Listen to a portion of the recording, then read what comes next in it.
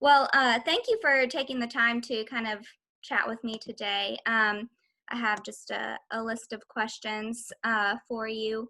But first, I was just wondering if we could start with just kind of an introduction of, you know, who you are, just kind of state kind of, you know, your title, the company that you started, and maybe just the reason behind starting Sure. Blue Bear. Yeah. Yeah. So my name is Jessie Savo, and I'm the founder and the owner of Blue Barrel Rainwater Catchment Systems. We are a really unique online retail store. We specialize in rainwater catchment systems, rain barrels, but made from recycled drums. So if you've ever seen those ugly blue 55-gallon plastic drums, you'll see them everywhere, kind of roadside junkyards. People cut the tops off of them to store hockey sticks. People use them as ballast. They fill them with water at events and use them to hold the tents down. So basically, those are standard food shipping drums. So restaurants, food packers, they get all their raw ingredients in these drums and they get shipped all over the world. And then they enter the waste stream usually, but they're really high quality plastic and they're great for rainwater harvesting. So we have a whole program. We partner with food producers and plastics recyclers to basically pull these out of the waste stream and help people turn them into rain barrels. That's So yeah. yeah, so our website has a bunch of features, but we also, on top of that, we have a really unique rainwater harvesting design. It's a bottom draining design, and it has a lot of advantages. So customers sort of step through our website, and they don't have to have a lot of knowledge. I mean, most people who want to harvest rainwater have some idea about why they want to do it, but our website really kind of walks you through the steps of sizing the system, customizing it, and then as part of the process, the customer enters their zip code and they get paired with a local pickup spot for the barrels. And then we ship the rest of the materials in a kit with instructions for them to put it all together. Yeah, that's I remember I was reading up about the whole system and kind of how you created it. And I know initially you created a prototype for the product in it was some sort of project, right? Yeah. Mm-hmm. Yeah. Yeah. So this And dates back. Oh, so go ahead. oh, yeah. Yeah. No, no. I was Should just I going to tell ask the about story? yeah, yeah. Okay, so this dates all the way back to 2010. I took sort of a career timeout. I had already gone to grad school. My master's is in sustainable landscape planning and design. So that's sort of, rainwater harvesting is like a niche within that broader field. Mhm. But I was sort of not really happy with my career direction. I was working for design firms and I always wanted to follow sustainability. But Mhm. inevitably when you work for larger firms, you end up working on highway projects and Yeah. all kinds of things that didn't really satisfy me. So I kind of took a career timeout and decided to do AmeriCorps, which is sort of like a domestic version of the Peace Corps. Um, and it was just sort of luck that my assignment was to be at a community farm in Novato here in California. And we were assigned a project to figure out how to do a 1,500-gallon rainwater catchment system with very little budget. So a project partner and I kind of did some research, and then Mhm. driving around, I saw there was a big yard out in the country with a bunch of these barrels. So I just walked in there and said, "Hey, could we, would you be willing to donate these to our program or to our project?" And they said, "Absolutely. These are a waste stream for us. We eventually pay to have them hauled away when we accumulate enough. So we got a big old truck and took the barrels away and sort of came up with a design that worked. And we knew somewhat what we were doing, but we did a lot of Mhm. learning on that project too. But the whole underplumbing design came out of that Yeah. project, and we didn't really know. We were just trying to figure out how to get these barrels to fit together in a way that worked, and we did, but we didn't know how unique our approach was, and that's what ended up being kind of the impetus for Blue Barrel. And my intention wasn't to start a business in the beginning, and that just sort of happened. I led a Mhm. workshop to install one at my house. And then some of the participants said, "Will you do this at my house?" So it kind of started with more of a workshop model. Organically. Yeah. Um, and then eventually I figured out how to make it available to people all over the country. So that's what the business is. Yeah, that's really innovative. When I came across it when I was researching, I just thought, wow, I've never seen, an organized system like that. So I was really impressed. Um, so I know that's how you initially created the company. But how did you become interested in rainwater harvesting just as a practice? Yeah, well, I think it goes back to, shortly after college, my undergraduate degrees are in the liberal arts, Mhm. which is fun and interesting. But I think it came back to just not finding a career fit that felt wholesome. Before I worked for, these design firms, I worked for, branding firms coming up with, and I was just sort of kind of hit in the face with all the impacts of the corporate world. Yeah. So that's when I decided to go back and study ecological design. And I was interested in anything sustainability related. How do we bring our lifestyles in balance with the Earth's capacity, really, and share resources equitably? Mhm. Because I think we live really resource intensive lifestyles, and it doesn't necessarily need to be that way. So as far as diving into rainwater harvesting, there's many elements of sustainable design, but it's all about water, sustainable use of water, nutrient cycling, sustainable plantings, just, transportation, sustainable transportation is part of it, the way people move through space. So all of that is part of it, and all of it was interesting to me. But I think it's just the coincidence of having that AmeriCorps assignment that made me kind of do the deep dive into rainwater harvesting. And I started doing it at my house, and I really have tuned into it a lot more since then. And I went, just to support my efforts in the business, I got a professional certification as a rainwater catchment systems designer, technically installer too, but I don't do installs professionally.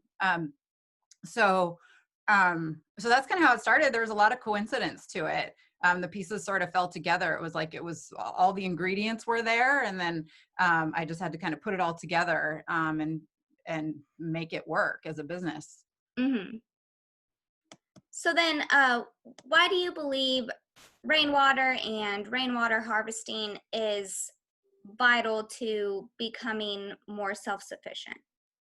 What's the Well, role it plays, I guess? sure. And then are you interested, I mean, I'll address kind of both, but are you interested in self-sufficiency or, environmental sustainability, or both? I guess kind of both. Yeah. Like, how does it fit into both of those goals? Sure. And they're related for sure. Mm. So self-sufficiency, this is an easy one. If you're not harvesting rainwater or somehow providing your own water on site, you're probably getting it from a municipal system. Mhm. Or maybe, if you have a well, I guess that's considered a self-sufficient system, even though you're drawing from a source that's really kind of underlying a lot of different properties. But what the principle behind rainwater harvesting is, you're catching the water that falls off your roof. So a lot of people don't realize how much water is generated from a rooftop.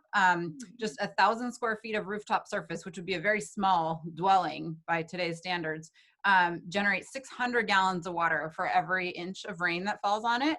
So Yeah. and it's high quality irrigation water. So if you can capture that water, and store it and use it later, you are meeting your own water needs. Now, untreated rainwater is really only suitable for irrigation. Plants love it. They love, it's high quality water, but it's been exposed to whatever's on your roof. So you Mhm. don't want to drink it without treatment. If people are going for a full kind of off-grid, self-sufficient experience, there are all kinds of ways to treat rainwater. You can, install potable systems. My company doesn't specialize in that, but we have some resources on our website for people who are interested in that direction. But you kind of become your own water provider. You're in charge of your own water quality, in that case. And then as far as environmental sustainability, you kind of think of it as a mitigation. So what would the water be doing if your house weren't there? It would be falling on plants and bare soil, and it would be infiltrating into the ground and recharging the groundwater. Mhm. Remind me what part of the country you're in. Are you in Tennessee? Tennessee. Yeah. Okay. So I think, I think in Tennessee, it's a different ecology. Here in California, we have long, hot, dry summers, and Mhm. we're very drought prone out here. So what ends up happening, we've built these cities and towns, and we've paved over large parts of our landscape. So when the rain falls, it's just washing off these surfaces. It's collecting, Mhm. you know, pollutants and sediments along the way, and it's just dumping into the waterways. So people in California have this illusion that we don't have enough water. We have plenty of water. It's just Mhm. that it falls on the ground and goes away Yeah. quickly. So rainwater harvesting helps you capture that water, keep it on site, use it in the garden where it can nourish the plants, create vitality, hydrate the soils, infiltrate, recharge groundwater. So Mhm. that's the sustainability principle. And that same thing's true, in Tennessee where you live. Mhm. But people there probably don't think of it as much as drought mitigation, but more like maybe stormwater runoff, it's the same thing. Stormwater runoff is a big environmental problem no matter where you are. It creates a lot of pollution. So the more water you hold on site, there's sort of this principle called slow it, spread it, sink it, Yeah. and that's as opposed to pump it, pipe it, pollute it. So if you slow the flow of water, spread it across the landscape, let it sink in, that's what rainwater harvesting is helping you do, which is what water does in nature if we didn't have all this hardscape. Yeah. No, that's really interesting. So then, if someone wanted to get into rainwater harvesting, but they weren't really sure where to start, what would you recommend as kind of a first step for a beginner to create a rainwater harvesting system? Sure. Well, I may be biased, but I definitely recommend bluebarrelsystems.com. We've sort of designed our whole website to make rainwater harvesting accessible to a lot of people. And by accessible, I mean a couple things. Is both affordable. Our system design is very affordable, but also we've designed our website for DIYers, but beginners. Our website really holds your hand through the process, and we have lots of informational blogs. So we have customers all over the spectrum. We have people that spend a lot of time on our website, like researching the blogs and really kind of becoming an expert before they order. And then we have people who kind of just take our word for it and they just step through the ordering process, and that's enough to kind of, the website basically asks you questions as you go along to help customize a system. So I think our website is a great resource for beginners. Lots of information there about different aspects of rainwater harvesting, how to size a system, where to put it, and then there's all kinds of geeky topics, but related topics like people have questions about roofing materials, first flush systems, water treatment, all this kind of stuff we address with articles on our website. I would also encourage people who want to get started to just do a little Googling and see if the local city, county, water agency has any rebates. So a lot of people, there's just nasty rumors out there that this is illegal, and it's not. But I can hardly speak anywhere without someone raising their hand and saying, I thought this was not legal. It's not true. I've heard the same thing. It used to be true in very limited cases. Most places it's always been legal. But these days it's pretty much legal everywhere. Some places have unique limitations, but the way I ask people to prove that to themselves is to, well, first of all, look up local code.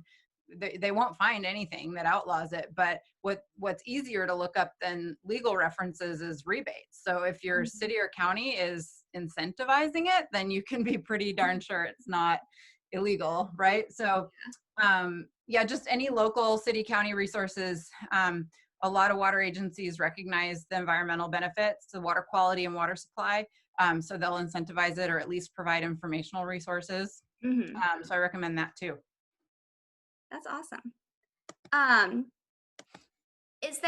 So then, once you get past that beginner level, is there any sort of infrastructure that a person needs to have in place before expanding their rainwater collection system and advancing it beyond that beginner stage? I know I read that, your system is really flexible in that, you can have 2 barrels, or I think the highest number you've at least mentioned on your site is someone has 42. Is there any sort of like infrastructure that goes into that, or is it really, especially with your system, just kind of a self-containing system? Yeah, well, ours is really basic, but there is any rainwater catchment system needs a conduit. And what I mean by that, a lot of houses already have gutters and downspouts. So you need something like that to actually pool the water into one place. So some people call us and say, I don't have gutters and downspouts. Where do I start? You start by installing gutters and downspouts because so the key to the kingdom, our system and many systems come with a downspout diverter. So it's a little piece that you install into the downspout and it diverts the water into the barrels. And the cool thing about the one we use, it has an automatic overflow feature. So when the barrels are full, the water just goes down the downspout as normal. So you don't have any like overflow management to deal with. So that's awesome. So yes, I mean, in terms of infrastructure, really basic, you just need gutters and downspouts and a surface. Some people want to install these out in the middle of a field to give like water to animals. So, and by the way, animals can safely drink rainwater. They drink out of puddles, they drink out of toilets, they can drink the rainwater. It's just people who need treated water. So, if you're putting this out in the middle of a field to irrigate like a remote area, you have to have some sort of collection surface. So you can even you can use a shed, or you can build a covering for the barrels or tanks themselves, Mm, and to keep them shaded, because it's good to keep them shaded, and then collect off of that. So you need a surface, and then gutters and downspouts, and then just stable ground. That's it. You can't really put these safely on a slope. You need to be yeah. building on a flat site. So that's sort of the infrastructural requirement, whether you're just starting or adding on. Yeah, yeah. So it's pretty relatively open to a lot of, segments of society. Um, so then that kind of leads me to my next question is kind of describe your customer base, or maybe just like what situations or solutions do most of your customers come to you to help them with? Yeah. The vast majority of our customers order from our website and we never hear from them. Mhm. And we love engaging with our customers, and we do have customer service by phone and email. But it's also good news that most people order and never contact us, because no Yeah, news is good news, right? It means that our system is user friendly and people are able to figure it out. yeah. But I would say our user base are people, I think a lot of people find us because they're already kind of DIYers, but they don't really know how to do this. So they might be looking for videos of how to build a rainwater catchment system. A lot of people have these barrels already, and we do sell our kits without the barrels. So they're just kind of looking for like, what parts do I need to put this together? Oh, And okay. that's how they find us. Like we're really kind of targeting DIYers.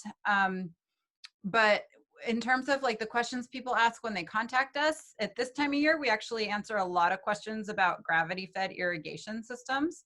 Um, over the years when we started, we were just selling the rainwater catchment systems.